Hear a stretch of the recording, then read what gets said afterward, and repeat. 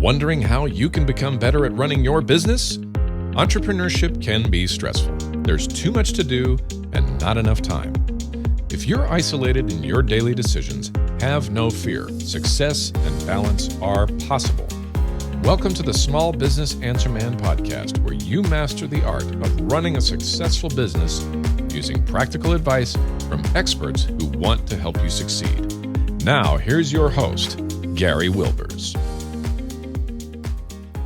Okay, I know 2023 is going fast. We're already in the third quarter and each day goes faster. But the thing is, you're asking your business, what do I need to do to really get to my sales numbers by the end of this year? Because that's what drives each and every business is those sales. And today we're going to talk about some of that with our guest. But I want to remind you, we keep talking about the 6P business owner formula.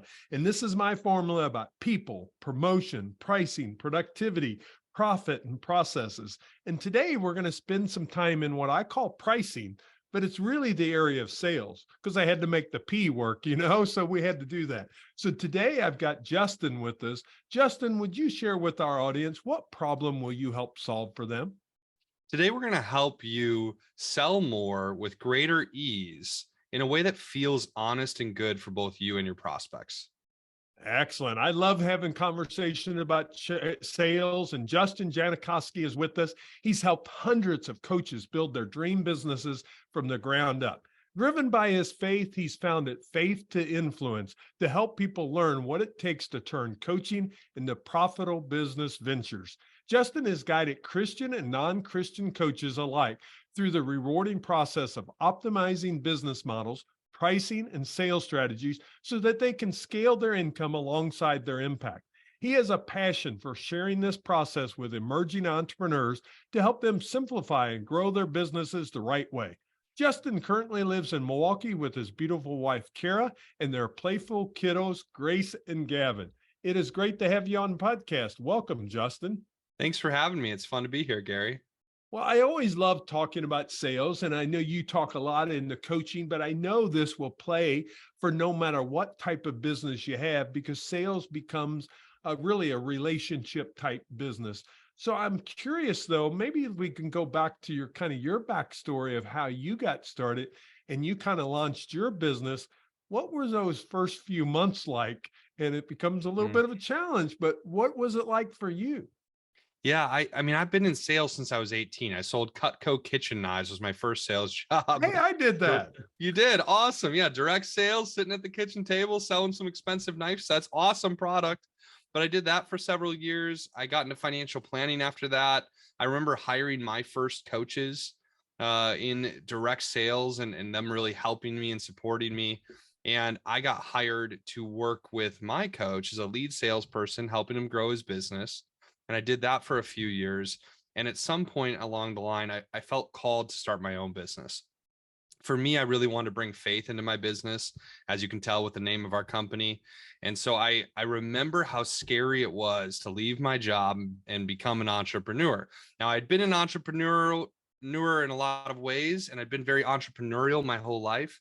But at this point, I had a job that was paying me over $100,000 a year. My wife and I had just had our first baby. She left her job to stay at home for the first year with our first baby, little Grace. And I, on my second day back to work, realized I wanted to quit my job and start a business.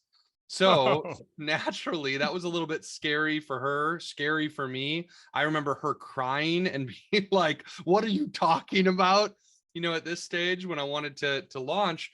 But we prayed about it and thought about it and talked to people we trusted and respected over the course of the next month, and ultimately made that decision to leave my job and start Faith to Influence. And the first 3 months, Gary, I was scared. I wasn't confident that I could do it. I had a lot of self-doubt. I was tossing and turning at night. I would go oscillating really between excitement and passion, and then fear and anxiety. Like, what if I'm doing the wrong thing? And I told my wife, if I can't show financial viability in 6 months, I'll leave and go do something else. I knew exactly where I'd go and ask for a job.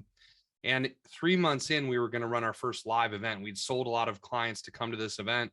And the day before, I felt so weak and concerned and so much self-doubt and fear that I remember sitting in the event space and crying, thinking I can't do this.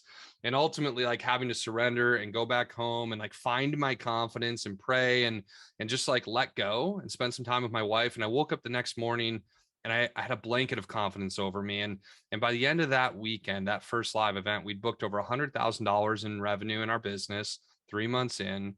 We did over $250,000 in collected revenue the first year, which for a small coaching business is a pretty big deal. And it was very clear that this was going to be successful. So I just want to share with any listeners, small business owners, entrepreneurs who are wrestling with some of that fear and anxiety, and can I really do it?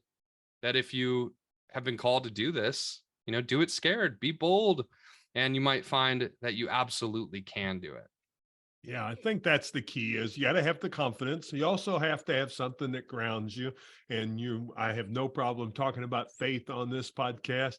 You have to have something that grounds you, and faith will do that.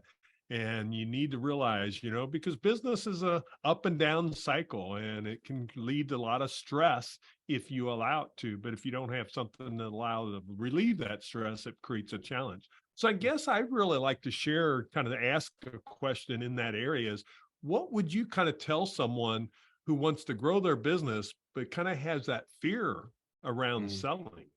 Yeah, fear around selling. One thing I would tell them that it's this fear around selling is probably coming from old stories about what sales is. I think many of us have stories about sales that we've developed through our parents' opinions and experiences, or bad experiences that we've had at a car dealership, or something we saw in a movie. And the old story might be sales is pushy, or sales is manipulation, or sales is greedy, or in one way or another, sales is bad. But one of the things I want to invite entrepreneurs, new business owners to recognize is that whatever sales has been in other contexts with other people doesn't have very much of anything to do with what sales is going to be with you. So you might rewrite a new empowering story that begins, sales with me is blank. And I just rewrote that story. I just remember deciding that sales with me was going to feel good. Sales with me was going to be an expression of leadership. Sales with me would feel like coaching. Sales with me would simply be making it easy for the right people to say yes, and helping people make a decision that was going to benefit them. And so if you can rewrite the old story about sales into a new empowering one and play a different soundtrack, sales is going to feel a lot more fun and a lot easier. Yeah, that becomes a big key there, because if you rewrite that story, now you're empowered on it versus it being empowering you. I think another area that becomes so important is understanding. We talked a little bit about faith, and what do you believe about sales and kind of as money as a Christian leader, to be able to put that forward? Because some people struggle with that, I'm charging, but, also, how can I kind of put those two together as a Christian leader to be a better leader? Yeah, Gary, I think a lot of entrepreneurs, leaders, businessmen, businesswomen, we self-sabotage because we don't want to earn money, because we've got this like old story about money. Like, in the Christian community, a lot of people think money's the root of all evil.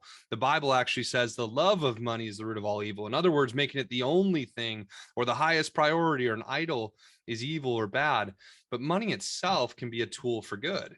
And so if anyone who's listening to this has resistance to earning, and they find themselves self-sabotaging so they don't earn too much money because they've got an old story about what money is, that might be a story we need to rewrite also. What I really believe is the more that I earn, the more I can give. My wife and I have always given 10 to 20% of what we earn. We give some to our church. We put some into a giving account so that when a neighbor, a friend, a client, someone we know is in need, we've got money that we can draw from and give to people. We've been able to give people $5,000 gifts in a single drop because we knew that they were in trouble and they needed help. And this wasn't a loan, it was a gift. And because we've got a healthy relationship with giving and receiving, and I know that the more we earn, because we're giving a percentage of our money, the more we're going to be able to give. I have no resistance to earning. I want to earn as much as I possibly can and give as much as I possibly can. And so with that resistance out of the way, it's easier to grow. Yeah, it makes where you can really make a difference in the world. And I love what you said. The Bible says it's about the love of money. He wants us to earn money. We all have to have a living to be able to do that. And you're helping when you truly come as a Christian, you come as a help. you're going to be that disciple that's coming along them in that part of it. Let's Yeah. talk a little bit about sales, because I think this becomes so crucial for people that's thinking about, okay, that sounds good, I want to be able to do that, but how can I really structure my sales calls or have a process that I feel comfortable with? Because for a lot of people, they kind of wing it. Yeah, that's right. So kind of winging it is part of the problem. And part of Yeah. what happens when we kind of wing it is sometimes we just small talk too long. We spend way too much time like building rapport, talking about the fish on the wall or our prospects' kids or whatever it is. And we spend 20, 30 minutes doing that. And they think that we're there to build a friendship. And all of a sudden there's a sales pitch and it feels weird. Sales feels good when it's transparent and honest and upfront. And we're more valuable as a leader when we recognize the value of our time and our prospects, and we're willing to get right into the heart of the conversation. And the way we do that is by pre-framing the conversation. To me, whether you're in the coaching world like I am, or you're in financial services, or you're a realtor, or any kind of like service-based entrepreneurship, the best way to begin a sales conversation is through a pre-frame. And even when you're selling a product, honestly, if I was selling Cutco knives, pre-framing is the best way to begin. And that's telling people the structure for what is going to happen on this call, being really transparent that there's an opportunity to decide whether or not to work together, and that we want to make that decision on this call. And we want their consent to move forward with this process. So it feels like they're accepting this, they're involved in this. No one's forcing anything upon them or pushing anything upon them. Same thing in car dealerships. You should do the same thing with a pre-frame. And what that sounds like for me in my business is like, hey, John, thanks so much for taking the time to connect today. I want to make the best use of your time and mine. So I just like to lay out a simple structure for this call. Would that be all right? Yes, cool.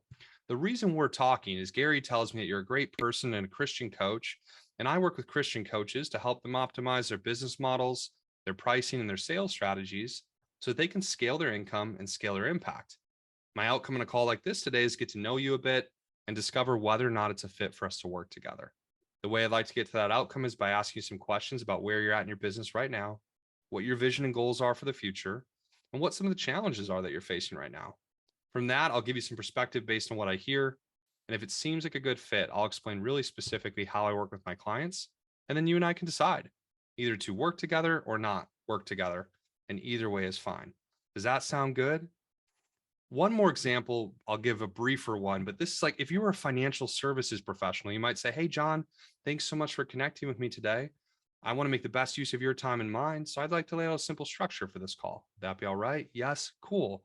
The reason we're talking is obviously you messaged in after we made that social media post. You said you were interested in learning more about protecting your financial assets and growing them for your future. I work with busy professionals to help them identify opportunities financially, protect themselves and their families, and achieve the goals that they have for their businesses. My outcome on this call is to see whether or not I can help you. I'd like to get to that answer by asking you some questions about what you currently believe and experience around money, what your vision and goals are for the future, and what some of the things are around money that scare you or concern you that you want to make sure we protect against. From there, I'll give you some perspective, some ideas that can help right away today, whether we work together or not. And then if it seems like a fit, I'll explain specifically how I work with my clients. So you and I can decide either to move forward to the next step or not move forward to the next step. Either way is fine. Does that sound good? If we do this, Gary, everything else is easier after that. Yeah. Well, you set it up, they know what to expect, and then you continue to follow that structure. And that's one thing I always disagree with people is when you're in sales, they say, well, we want the client to lead the conversation. You want the client to be part of the conversation, but you want to lead the conversation. And I think that becomes so key, and that allows you to go right then through because you've already set up what you're going to be asking them and really digging from them in each one of those areas. So, Exactly. I mean, it really makes it simple to flow through. I like your process there to really be able to share that. Now, one of the things I think comes into this sometimes is, how do we be persistent though, without being pushy in sales? Because people are afraid, oh, they're being pushy and stuff. But I think there is also a kind of a secret of this. So I'll let you share with what you believe in that area. Yeah, that's a really good question. I think we'd be persistent without being pushy by asking great questions. And by being thoughtful about our tone and the pace of our communication. So an example of this would be coming down to the end of a conversation where you ask somebody to buy, or you invite them to join your program, or invite them to move forward with whatever your process is or whatever you're selling. If they were to have an objection, sometimes this is where people do get pushy. They get a little combative. If we want to be persistent without being pushy, we first honor where they're at. So we validate what they're feeling. We say, like, I totally get it. It is a big investment. Or I totally get it. Like I'd talk to my spouse about this too before making that kind of decision, to like really relate to where they're at, but then also to be curious and help them take ownership. So yeah, I get it that it is a lot. Tell me more about that. What's that mean for you? And to be curious. Curiosity can help us be persistent and seek to find truth, which will help the other person make a better decision. And we want to help them take ownership of their own decisions. So if they say, oh, I want to talk to my spouse because this is a big investment, I totally get it. I'd talk to my spouse too. Let me ask you a question though. Have you made your decision for you yet? If she says, whatever you think, babe, I trust you, do you know what you want to do? Like helping them take ownership of that piece of it helps them have a different conversation with their spouse.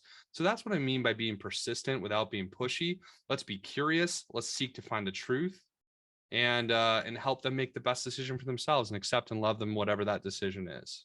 Yeah, makes a big difference, because then it doesn't become combative. And whenever it becomes combative, you as the salesperson is going to lose every time. Mm. So that becomes the real key to it in each one of those areas. Another thing I think is always so interesting, and I know you speak about, is kind of key components of an offer. And in your area, you may share it within the coaching realm, and that's fine. But what's some of those key components you think when we are kind of putting our offer out there that we should look at? Yeah. So specifically when I'm talking to coaches, I'm thinking about length of time. I don't want to sell a la carte services, like buy one coaching call here, one coaching call there. Like I want to consider the length of a program, 6 months, 12 months, whatever it might be. Of course, the components of what I'm offering inside of the program and the value of each component, so I can come up with the overall price of the program or the offering. But here's what I want all entrepreneurs to be thinking about, especially in the service-based industry. You are the only person who's going to be in your program forever. Meaning, let's make sure we don't design the program for somebody else in a way that's going to exhaust us, burn us out, and have us not liking our career. We chose to be entrepreneurs so we could have freedom. So let's make sure that when we design our offers, we design our programs, we design our customer service plans and how we're going to support our clients and customers, that we've designed it in such a way that's fun for us, that's light for us, is sustainable long-term, especially if we're wildly successful. But a second piece is making sure that the price point of our program or our offering or our product, our service, whatever it is, that it's priced appropriately so that we can achieve our financial goals. If our prices are way too low because we're scared, then we're not really benefiting our prospects, our clients, our customers, because if we can't achieve our financial goals, we're going to go out of business. We're not going to be able to help anybody. And so we better make sure that our pricing aligns with the goals that we have financially, and that our program's designed in a way that's going to be fun for us, even when we're wildly successful with it. Yeah, it sets up where then you get to really enjoy your business instead of your business is, kind of that overwhelm. And a lot of business owners start to feel that way as they, one of the big things in my practice that I hear with my mastermind I do is they've lost their freedom of time. The business owns them instead of them owning the business. And boy, that's not a fun place to be, because then you feel like you're in that rat race, you're in a cycle, and you don't know how to get out of it. And that becomes a real key component. Sales is so important for everyone's business. But I kind of wanted to, as we're getting close to, sorry to say, that time already, because whenever I get into sales, it seems like it always goes quick. My podcast is when I have great conversations. But what would be some of the things if we've talked about some of those foundational components, but what's some of the big things that you think are most important when we're looking at sales and to be able to grow our sales? Because I know a lot of my business owners, we're now in the third quarter and they've been challenged, and maybe they're not hitting the sales numbers they want. We know things have changed in the marketplace some. So what can they do to kind of really get themselves rolling to be able to increase their sales, to be able to hit those goals that you talked about? Yeah. Well, what they can do, Gary, is make sure that they're focused on activities in their business that are going to drive sales, revenue, and profitability. So often we get into this place of fear around sales that causes us to take action in sales avoidance way, where we're doing almost anything we can other than the thing that we actually need to do to grow our business, which is make another sale. I laugh with the coaches and entrepreneurs that I work with in my space, because sometimes they are like revising their website for the 4th time and they've only got 2 clients. Let's make sure that we're getting on calls and having real conversations with people. So we need to be active in that way. And that might start with some of the mindset. And I know we're going to be brief here because we've got to transition, but we need to work on our mindset around who we are and like feel good and confident about who we are in our own identity. We need to work on our stories around sales and money. We need to make sure that when we enter a sales conversation, we're in a peak emotional state. We're feeling really good. For me, that takes a pre-call ritual. You might stand, you might say some affirmations, you might throw your arms out, you might pray or breathe or meditate, play a dance song that you love or whatever it is, to make sure you're feeling good and you've got empowering stories about yourself, your product, your pricing, all of that stuff. But ultimately, it's a repetition game. We need to be in front of as many of the right ideal prospects as we can be. Yeah. And if you're not hitting your numbers, I think one of the areas you can definitely hit on is mindset. You've got to decide the activities, and then you've got to make that happen. And for most people, that's early in the day. If you wait till later in the day, you won't do it. You'll keep looking at your email. You'll find whatever distraction there is, and you'll continue the distraction. Mm-hmm. So find out what it is for you.